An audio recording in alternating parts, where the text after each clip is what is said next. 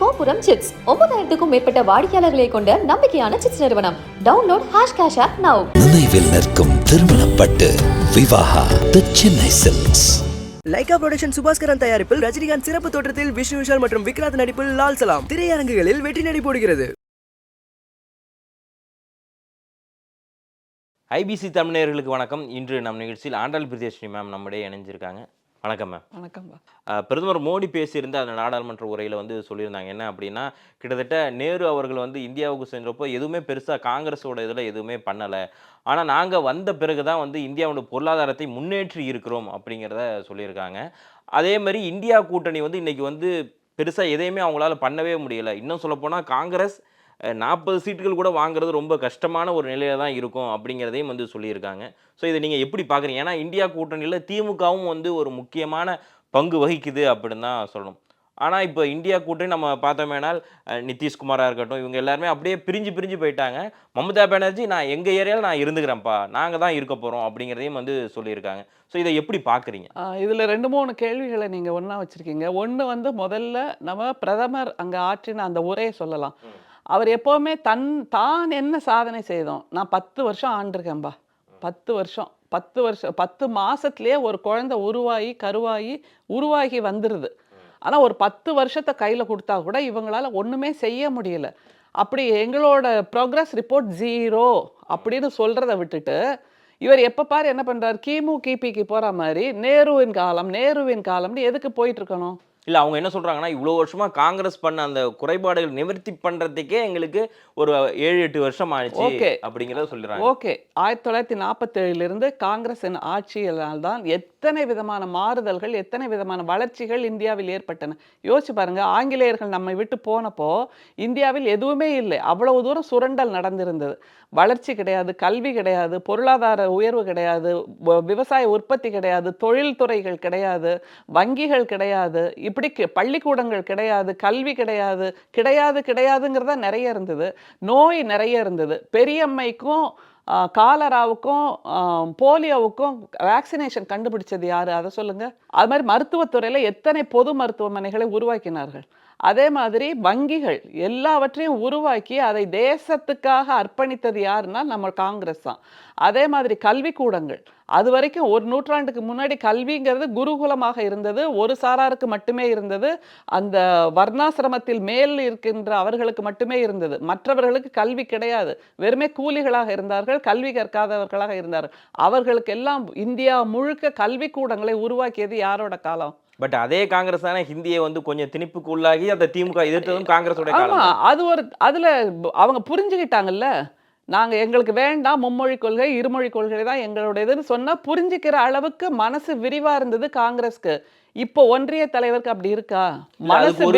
அதுக்கு ஒருவேளை திமுக, ஏன்னா அதுக்கு திமுக கிட்டத்தட்ட சொல்லுவாங்க, கலைஞர் அவர்கள் தண்டவாளத்துல கூட அதுக்கு தலையை வைத்தார்கள் அப்படின்னு சொல்லுவாங்க. அந்த சமயத்துல திமுகவினுடைய குரல் ரொம்ப அதிகமாக ஒழித்தது அப்படி இல்ல. பொதுவாகவே மாநில சுயாட்சிக்கு மரியாதை கொடுத்தது காங்கிரஸ் ஆட்சி, அதை நீங்க ஒத்துக்கிட்டு தான் ஆகணும். சரி, காங்கிரஸ் பீரியட்ல எதுவும் பண்ணலேன்னு ஒன்றிய தலைவர் சொல்றாருல, கூடுதலா இதெல்லாம் சேர்த்துக்கோங்க. PSUன்னு பப்ளிக் செக்டர் யூனிட் எத்தனை நிறுவனங்களை உருவாக்கினார்.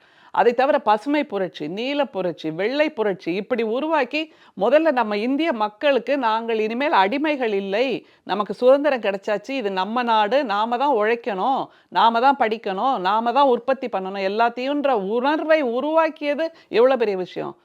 ஒன்றுமே இல்லாத ஒரு இடத்துல அந்த இடத்தை நிலத்தை பண்படுத்தி உருவாக்கி ஒரு கட்டடத்தை உருவாக்குறது பெருசா, இப்படி உருவாக்கப்பட்டிருக்கின்ற கட்டடத்தில் நான் இங்கே ஒரு ஃபோட்டோ ஃப்ரேம் மாட்டினேன், இங்கே ஒரு ஸ்க்ரீன் மாட்டினேன், இங்கே இருந்து அழுக்க சுரண்டி எடுத்தேன்னு சொல்கிறது பெருசா? அவங்க என்ன சொல்கிறாங்க அப்படின்னா, நாங்கள் மகளிருக்கு முக்கியத்துவம் கொடுத்துருக்கோம், என்ன அப்படின்னா கேஸ் மானிய விலையில் கேஸ் கொடுத்துருக்கோம், கழிவறை அது பார்த்தோம்னா மானியத்தில் கட்டி கொடுத்துருக்கோம்.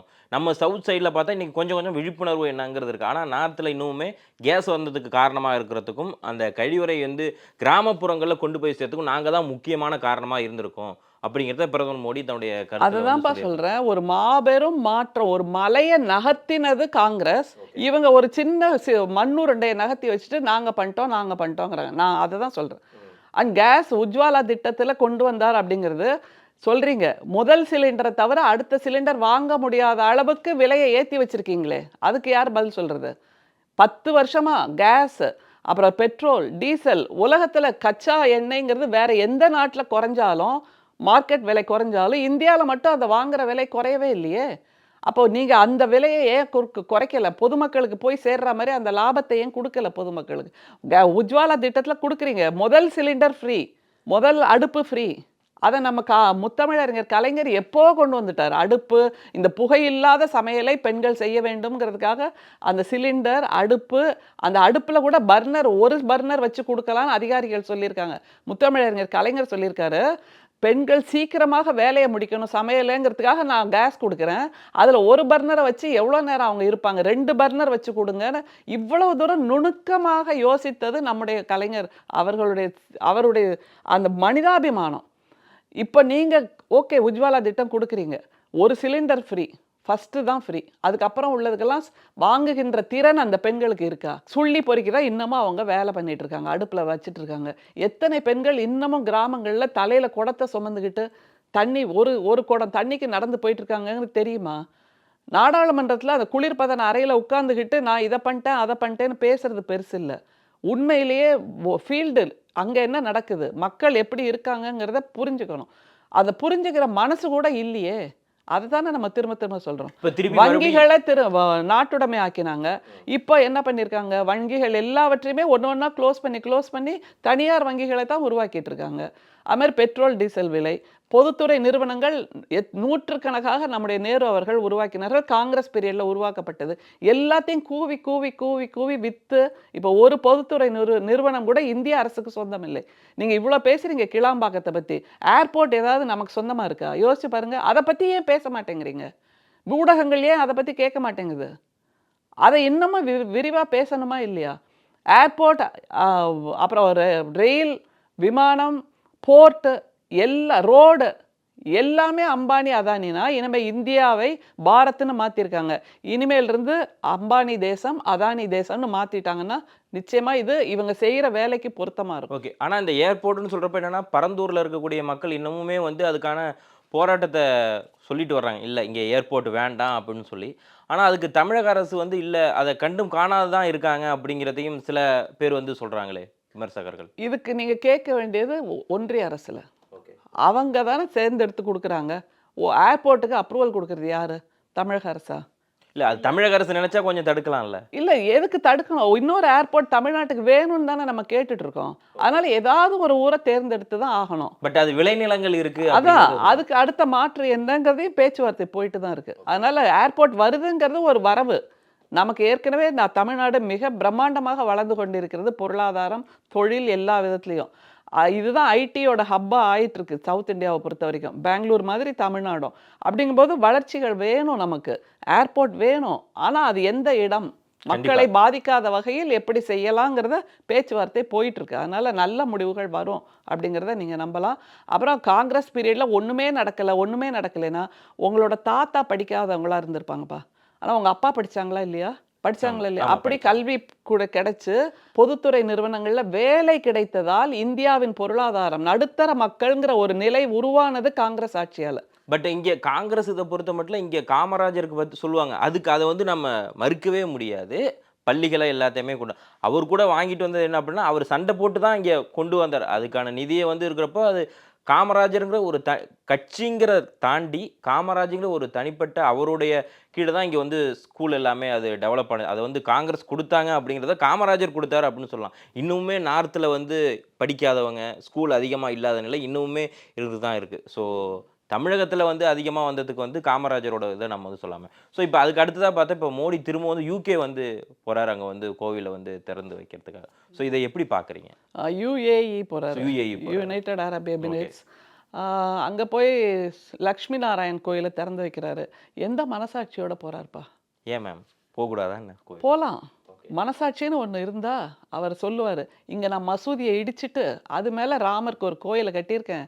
நீங்க இஸ்லாமிய தேசம், முழுக்க முழுக்க இஸ்லாமிய தேசம் என்று அறியப்படுகின்ற ஒரு தேசத்தில் அந்த அரசு இந்த கோயிலுக்கு நிலத்தை இனாமாக கொடுத்திருக்கிறது, தானமாக கொடுத்திருக்கிறது. அங்க இந்த கோயிலை கட்டியிருக்காங்கன்னா அவங்களோட பெருந்தன்மைக்கு கால் தூசி பெறுவோமா நாம? கால் தூசி பெறுவோமா?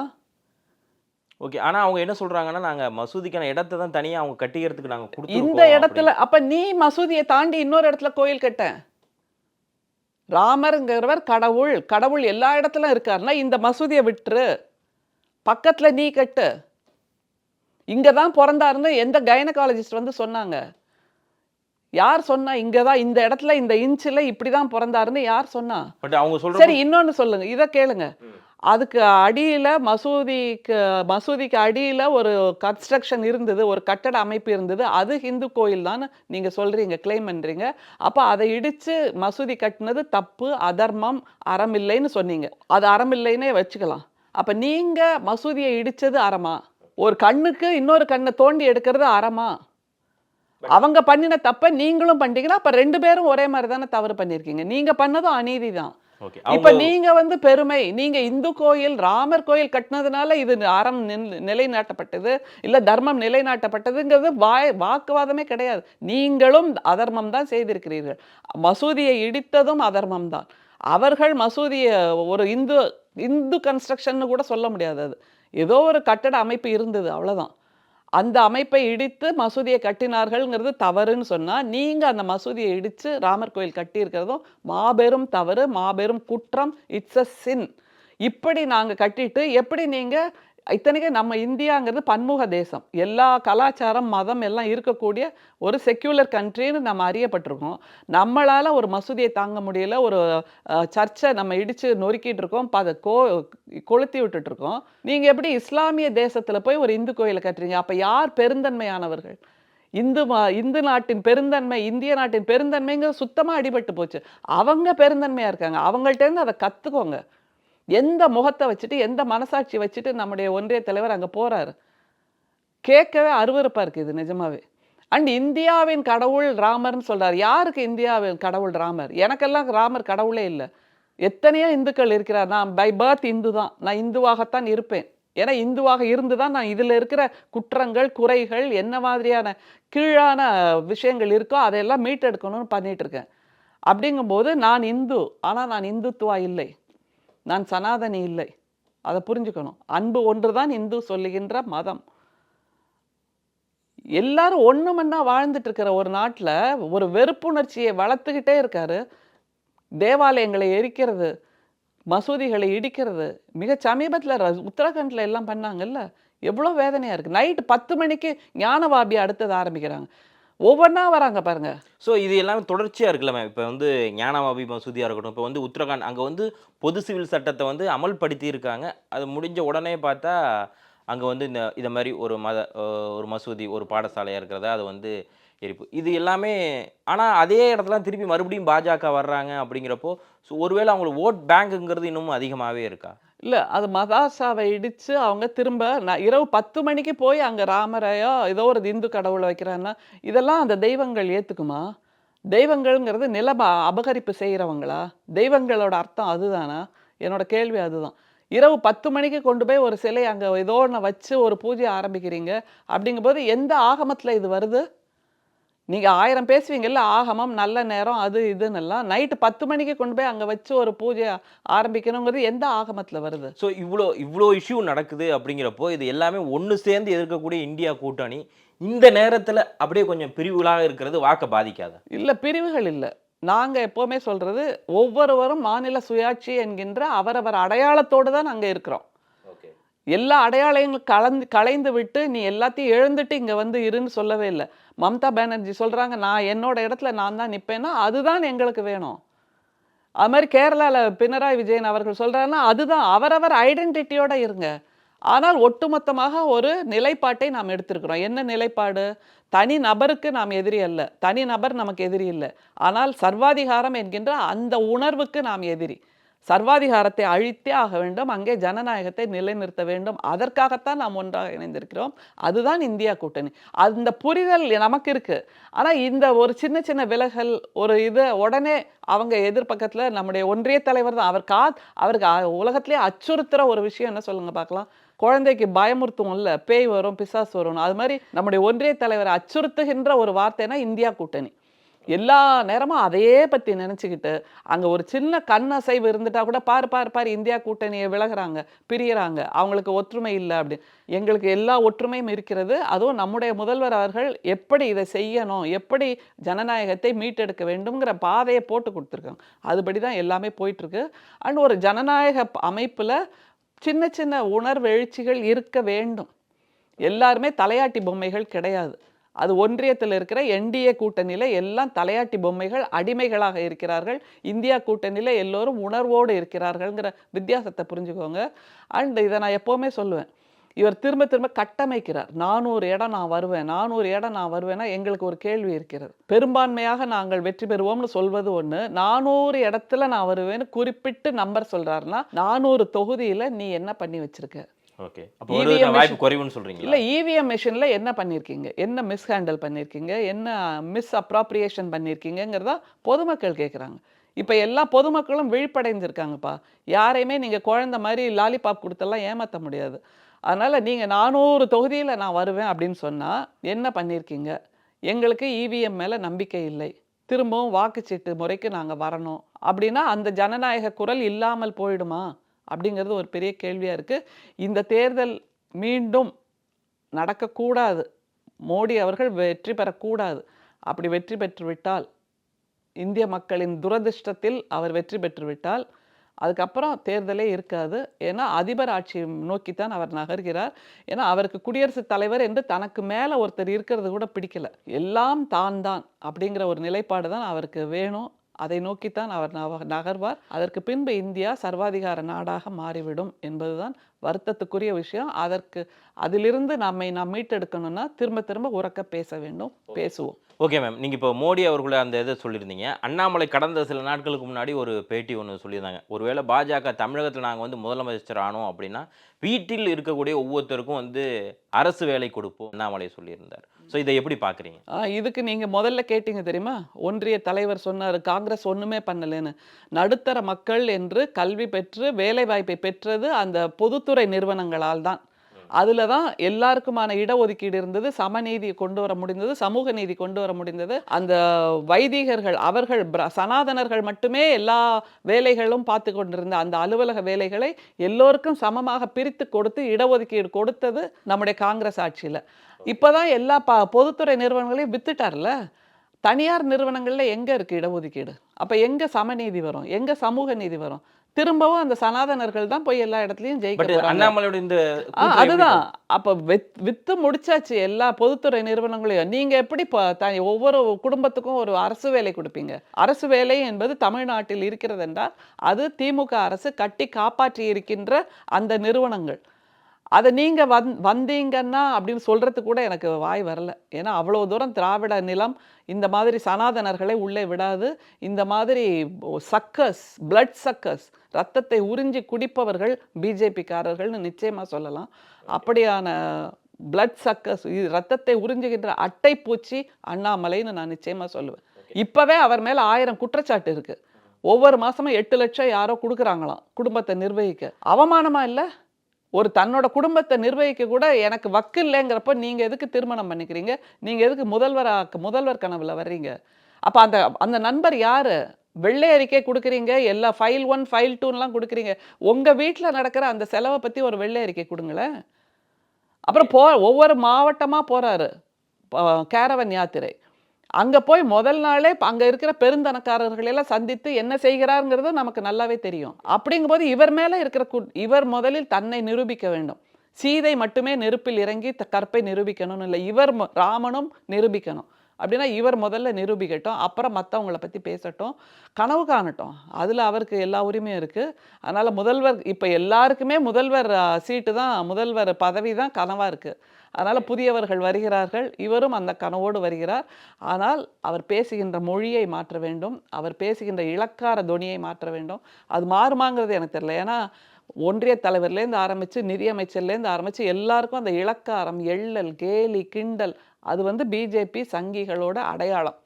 அதனால் அது அப்படியே தான் தொடருது. அடுத்ததாக வந்து விஜய் அவர்கள் இப்போ வந்து தனியாக வந்து கட்சி தொடங்கிட்டார். உடனே சமூக வலைதளங்கள் அப்போ பேசு பொருளாக இப்போ வரைக்குமே என்ன இருக்குது அப்படின்னா உதயநிதி விசஸ் விஜய் அப்படிங்கிறது இருக்குது. இப்போது ஒருவேளை இளைஞரணி மாநாடு அப்படிங்கிற ஒன்று நடந்துச்சு, அதில் உதயநிதியை முன்னிலைப்படுத்தி பேசினாங்க. அந்த நேரத்தில் விஜய் அவர்கள் ஒருவேளை கட்சி தொடங்கியிருக்கிறதுனால உதயநிதியினுடைய அந்த வாக்கு வங்கி, அவருடைய அந்த அரசியல் அந்த ஒரு இதை வந்து அப்படியே விஜய் வந்து எடுத்துக்குவாரோ? எவ்வளோ பெரிய கற்பனைப்பா. இல்லை சோசியல் எல்லாரும் சொல்கிறப்ப என்ன சொல்கிறாங்கன்னா, நிறைய வாய்ஸ் பாப்லாம் எடுக்கிறப்ப என்ன சொல்லியிருந்தாங்க அப்படின்னா, 2K கிட்ஸ் அந்த இருக்கப்போ இல்லை என்னுடைய ஓட்டு வந்து விஜய்க்கு நான் வந்து போடுவேன் அப்படிங்கிற சொல்றாரு. உதயநிதி வாழ்த்து சொல்லியிருந்தார், அந்த இதுங்கிறது வேற. ஸோ ஒருவேளை அந்த கொஞ்சம் பிரியறதுக்கான வாய்ப்பு இருக்கா? பொதுமக்களுக்கு ஒரே ஒரு வேண்டுகோள் தான், அரசியல்ங்கிறது சமூக வாழ்க்கைங்கிறது சினிமா இல்லை. 3 மணி நேரம் பார்த்துட்டு ஒரே ஒரு பாடல்லையே எல்லாத்தையும் மாற்றிடுற மாதிரி கையை அப்படி சுற்றிக்கிட்டெல்லாம் வர்றது இல்லை. திரைப்படத்தில் பேசுகின்ற வசனங்கள் எல்லாம் யாரோ எழுதி கொடுத்ததை இவர்கள் சொல்கிறார்கள். அதனால அந்த புரிதலோடு நீங்கள் அரசியலை அணுக வேண்டும். திராவிட கட்சிகளுக்கும் சினிமாவும் நெருங்கிய பந்தம் இருக்குங்கிறத நம்ம அதெல்லாம் மறக்க முடியாது. சமூக மாற்றங்களை உருவாக்கியதே திரைப்படத்தையும் ஒரு கருவியா பயன்படுத்தி தான் அண்ணா, நம்முடைய முத்தமிழறிஞர் கலைஞர் எல்லோரும் செய்தோம். உதயநிதி வரைக்குமே நிச்சயமா ஸ்டாலின் அவர்களும் அவர்களுமே கலை என்கின்ற வடிவத்தை நாங்கள் ஆயுதமாக சமூக மாற்றத்துக்காக பயன்படுத்தினோம்ங்கிறதுல முக்கியமா அந்த மாற்றங்களை செயல்படுத்தியும் காட்டியிருக்கிறோம். பட் விஜயும் கடந்த சில நாட்களா பார்த்தோம்னால் நேரடியாக மத்திய அரசை எதிர்க்கிறதாக இருந்தாலும் சரி, நீங்க சொல்ற மாதிரி ஒன்றிய அரசு செய்யக்கூடிய தவறுகளையுமே வந்து தன்னுடைய திரைப்படங்கள்ல வந்து கொடுத்து அது சர்ச்சையும் ஆனது, அது உங்களுக்குமே தெரியும். ஸோ இந்த மாதிரியான ஒரு குரலோட இருக்கும் இன்னைக்கு தனியா ஒரு கட்சி தொடங்கியிருக்காருங்கிறப்போ ஸோ வாக்கு பிரிவதற்கான வாய்ப்பு இருக்குமா? Wait and see. ஓகே, அது பொறுத்து தான் பார்க்கணும். ஸோ நிகழ்ச்சியில் இணைந்து உங்கள் நேரத்தை ஒதுக்கி கொடுத்து கருத்தை வாங்கிய மிக்க நன்றி. நன்றிப்பா.